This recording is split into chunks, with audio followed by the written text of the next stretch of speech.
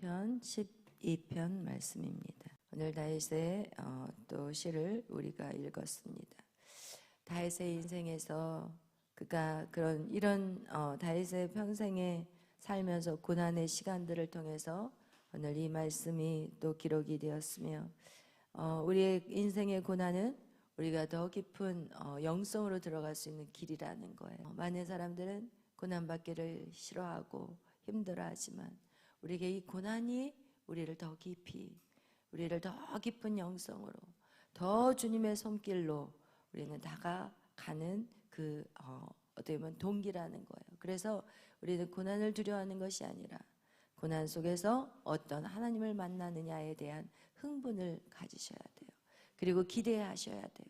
여러분의 그 고난 속에서 여러분이 기대하고 하나님이 나를 세워가시는 하나님 그 계획들을 여러분은 바라보셔야 하는 것입니다. 오늘 12장의 12편에서도 우리가 이 다윗의 시를 읽으면서 다윗이 얼마나 고통 속에 있는지, 그 주위에 아첨하는 자들이 너무나 많고 또 충성된 자들이 많은데, 충성된 자들이 자기 주위에 있어야 되는데 충성된 자들은 죽어가고 오히려 아첨하는 자들만 가득히 있다라는, 어떻게 보면은 홀로 이 싸움을 싸워 나가야 된다라는 거예요.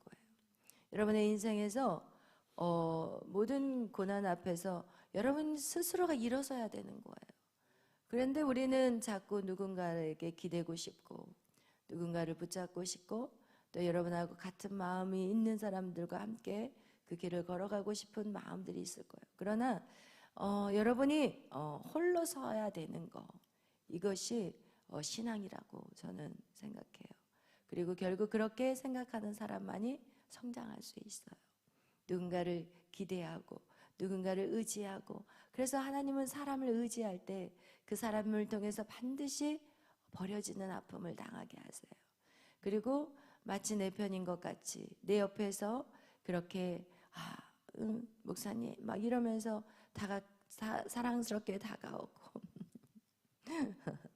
그리고 믿을만하게 다가오고, 근데 하나님은 반드시 또 그런 것들을 통해서 아픔을 경험하게 하시더라고요. 그리고 그 누구를 의지하는 것이 아니라 오직 누구만 의지할 수 있게? 하나님만 의지할 수 있게. 여러분, 우리는 우리의 의지의 대상은 하나님밖에 없어요. 우리가 피할 처소는 하나님의 그늘 안에, 그분이 우리의 반석이요 요새요 우리가 피할 곳이라는 거예요. 여러분, 그것을 꼭 잊지 않기를 바라요. 사람이 악한 것이 아니라 하나님이 우리의 피난처가 되시겠다라는 것이에요. 그래서 여러분이 하나님을 의지하고 갈 때 사람과의 관계에 힘든 것이 없어진다라는 거. 하나님이 이제 여러분이 하나님만 의지하게 하기 위해서 배신을 당하게 하는 것이고, 여러분이 신뢰하는 것을 깨 부셔버리는 거예요. 오직 누구만 의지하라? 하나님만. 할렐루야. 그런 여러분이 되시기를 예수의 이름으로 축원합니다. 여러분, 이렇게 우리 1절 2절 다 같이 읽어보겠어요. 3절까지. 여호와여 도우소서, 경건한 자가 끊어지며 충실한 자들이 인생 중에 없어지나이다. 그들이 이웃에게 각기 거짓을 말하여 아첨하는 입술과 두 마음으로 말하는도다. 여호와께서 모든 아첨하는 입술과 자랑하는 혀를 끊으시리니. 아멘. 여러분, 우리가 인생을 살아가는데 이 다윗도 마찬가지예요. 그러니까 사울을 피해서 도망을 칠 때 너무 배가 고프니까 이제는 도망치다가 그 제사장 아히멜렉에게 이제 찾아가서 그에게 이제 먹을 걸 달라고 그래요. 근데 성전에 먹을 게 하나도 없는 거예요. 진설병밖에 없는 거예요. 진설병은 하나님 앞에 드리기 위한 제사로 드려진 것인데 배가 고프다고 하니까 다윗에게 그 진설병을 줘요. 그리고 또 다윗이 나에게 칼이 필요합니다. 그랬더니 골리앗과의 싸움에서 골리앗의 칼을 그곳에 보관하고 있었어요. 그리고 그 칼을 내어줘요. 그리고 나서 이 다윗이 다시 힘을 얻고 사울을 피해 도망을 가는데, 그 주위에 있는 이렇게 아첨하는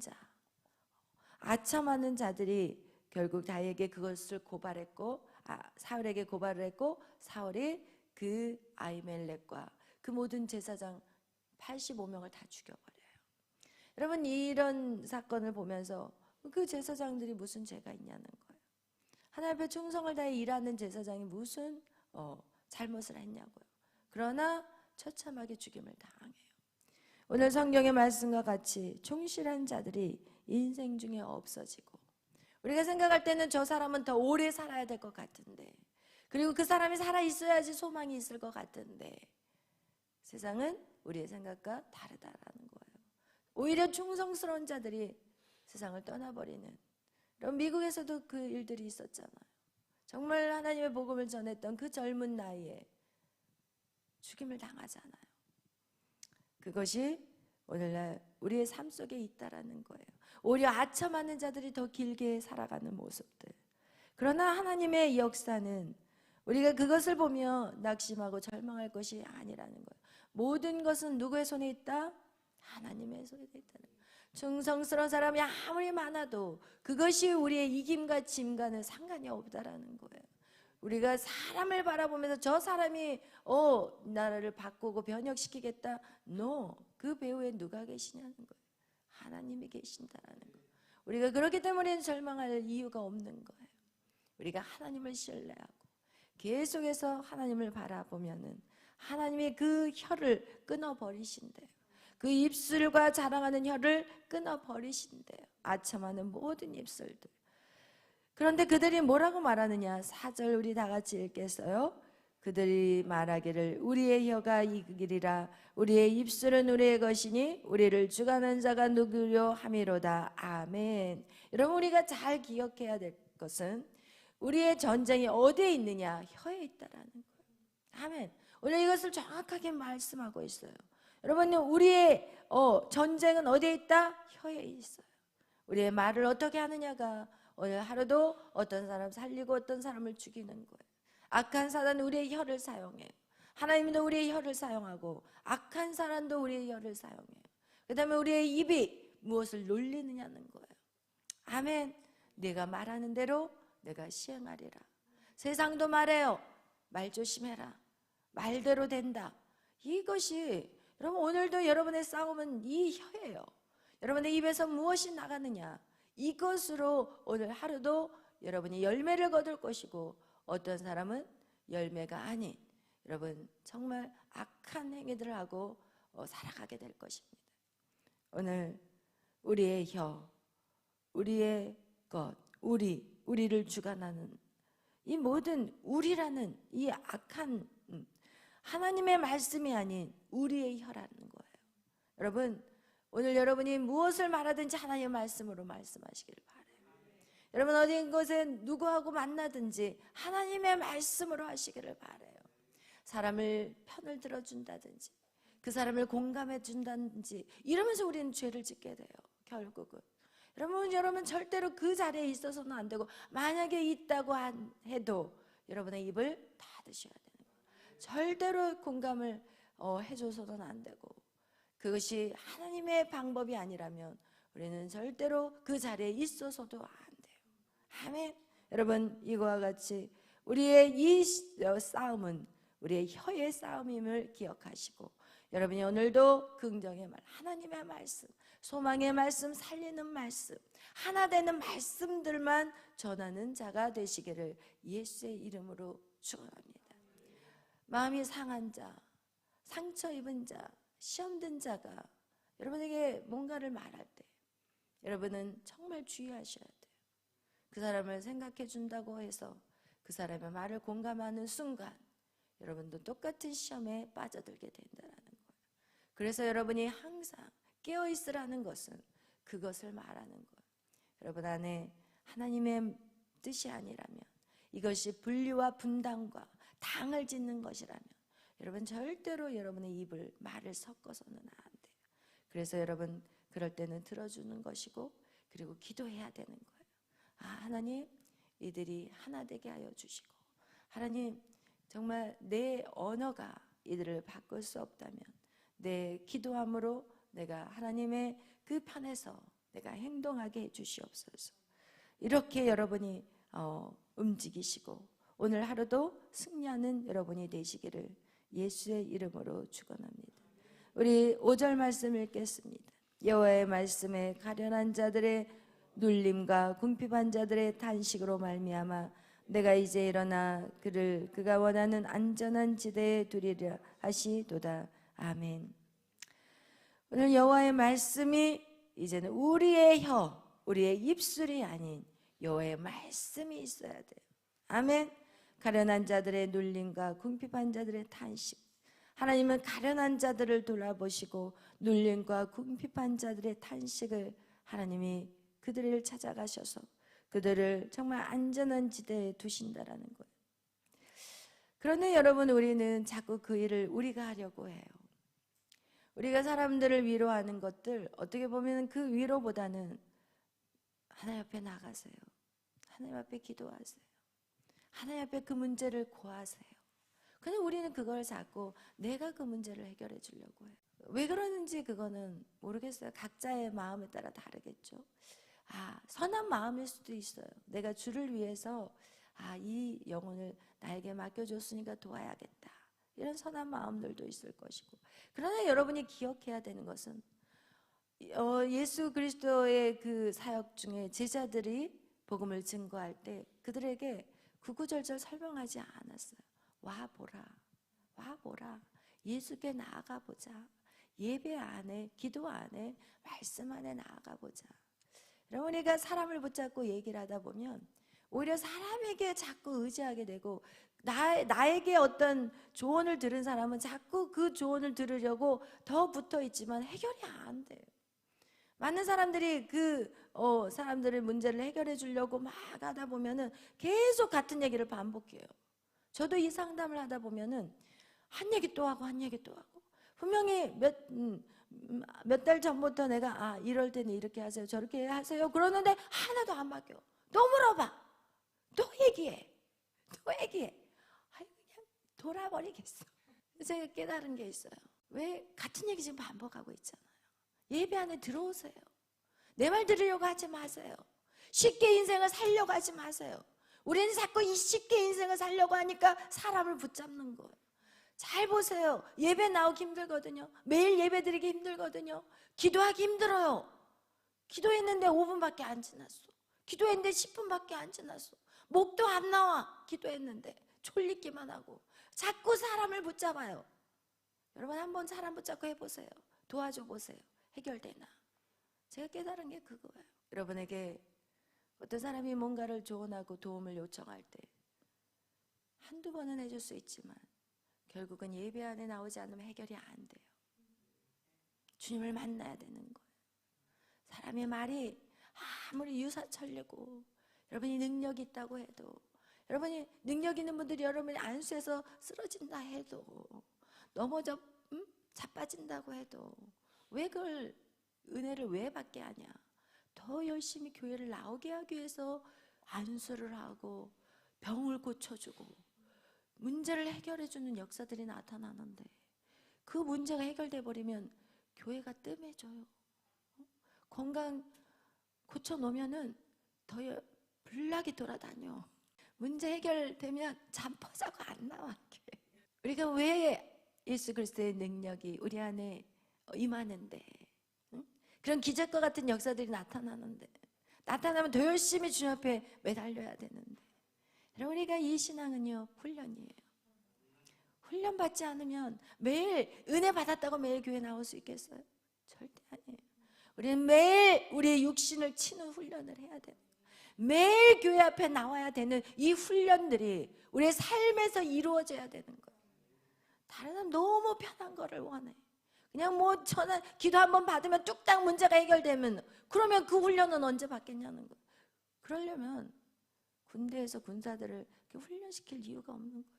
하나님의 말씀이 우리 안에 역사하는 그 놀라운 능력이 있다라는 거. 사람이 100마디 1000마디 그냥 그 사람의 그냥 입맛에 맞은 꿀과 같은 말을 먹여봤자 아무런 소용이 없다라는 거. 저는 100번 1000번 느껴요. 제가 이 사역을 하면서. 그러니까 제가 저의 그 상담은 예배 나오라는 상담에 솔직히 말하면, 그런데 여러분은 그 사람들을 붙잡고 어떻게 해서든지 내가 한번 능력을 발휘해 보리라. 내가 얼마나 신앙생활을 했더니 이 사람들이 어떻게 변화가 됐는지 내가 한번 능력을 보여주리라 이러고 앉아있는 거야. 그리고 나서 실갱이하고 그리고 나서 새벽에도 못 나와. 늦게까지 얘기하고 같이 못 나와. 안타까워요. 안타까워. 여러분, 오늘 우리 6절 말씀 읽겠습니다. 여호와의 말씀은 순결함이요 흑도가니에 7번 단련한 은 같도다. 여호와의 말씀만이 여러분 사람을 변화시킬 수 있어요. 결국 이 말씀, 예배가 사람을 변화시켜요. 예배가 없으면 절대 변화 안 돼요. 제가 그걸 뼈저리게 느끼는 사람이에요. 그러니까 매일 예배를 왜 만들어 놓겠어요? 저를 위해서 만들었다고요? 그렇죠. 저도 이해하겠지만 여러분 살리려고 만드는 거예요. 예배를 만들어 놔도 자기 입맛에 나오고 싶으면 나오고 나오기 싫으면 안 나오고. 그렇게 한번 해보세요. 그러면 절대 바뀌지 않아요. 여러분의 인생에. 저 사람은 왜 저렇게 쑥쑥 성장하는데 나는 왜 이렇게 성장 안 되지? 예배의 태도를 보십시오. 그러면 나타나는 거예요. 아멘. 여러분, 하나님의 말씀만이 순전하고요, 그 말씀만이 사람을 변화시킬 수 있어요. 사람의 어떠한 말, 위로, 능력이 있는 사람들의 어떤 안수도 사람을 바꾸는 게 아니에요. 하나님의 말씀이에요. 할렐루야. 하나님의 말씀을 붙잡는 것, 그것이 바로 예배인 거예요. 아멘. 예배 안에서 하나님의 말씀을 붙잡고 예배 안에서 진정한 회개가 일어나야 돼요. 영국에서 한 성경 그룹이 있었어요.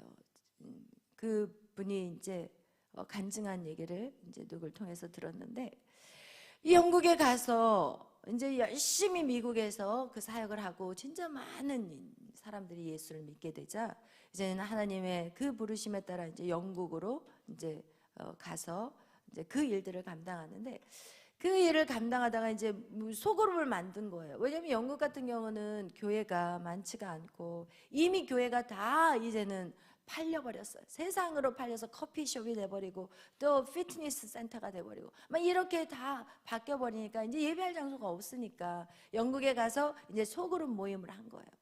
사람들을 모아놓고 소그룹 예배를 하는데, 그런데 사람들이 안 바뀌는 거야. 아무리 소그룹을 하고 이 하나의 말씀을 자기는 막 잘 전하고 쪼개고, 분명히 미국에서는 있었는데 역사가 나타났는데 영국에 와서 소그룹 모임을 하는데 역사가 안 나타나. 하나님의 말씀이 없는 곳이 아닌데 하나님의 말씀으로 막 그들에게 잘 먹인다고 그렇게 똑같이 했는데 영국에서는 변화들이 안 나타나는 거예요. 이상하다. 뭐가 다를까? 그러면서 기도를 하는데 무엇이 딱 떠올랐냐면, 미국은 소그룹을 하고 뭐를 참여하냐? 예배를 참여.